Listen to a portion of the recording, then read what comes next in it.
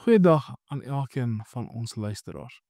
Vandag behandel ons 'n vraag wat vra as ons kyk na die straf wat die Here gee vir die slang in Genesis 3, beteken dit dan dat die slang bene gehad het of vlerke gehad het of ledemate gehad het waarmee hy beweeg het wat van hom af ontneem is in die straf?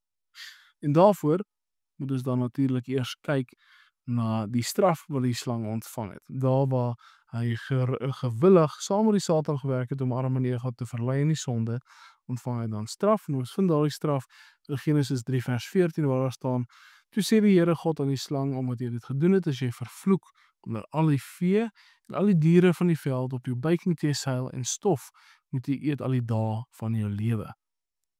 En so moet ons dan sien dat hierdie mag dalk wys dat die Here sy bene of vlerke weggeneem het, maar die belangrikste deel hiervan is dat die Here die slang verneder. Hy verneder die slang en dit is die hoofelement van die straf wat ons hier moet sien.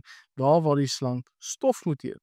Iets interessants is daar waar 'n slang sy tong uitsteek in die grond in of in die lug in, tel hy dan sy prooi se reuk op. Maar eintlik net so tersydelings.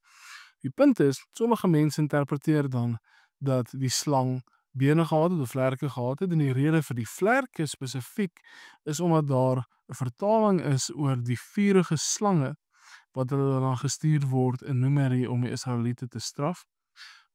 Daardie vurige slange wat die Here stuur, word dan vertaal met seraf. En so is die serafim wat ons ook as engele kry in Jesaja, wat sing rondom die Here se troon, is dan engele met 6 vlerke. En so word daar dan 'n lyn getrek en 'n interpretasie gemaak dat die slang hier in Genesis is 'n serafim, 'n gevalle serafim wat sy vlerke verloor. 'n Ander interpretasie is dat die slang wat ons in Genesis vind, is die draak wat ons in Openbaring vind. En so 'n draak word gewoonlik uitgebeeld met of 2 of 4 bene en 2 groot vlerke. En so interpreteer mense dit dat hierso word die slang ook verneder deur sy vlerke en sy bene weg te vat, dat hy op sy maag sal seil. Nou hierdie 2 interpretasies, elkeen het sy sterkpunte en elkeen het sy swakpunte. Maar ek glo die veiligste opsie wat ons mee kan gaan, is om te sê dat hierdie dui op die Here se soewereine mag en sy heiligheid en ook dan sy straf, daar waar hy die slang, die mens se vyand, verneder. Baie dankie.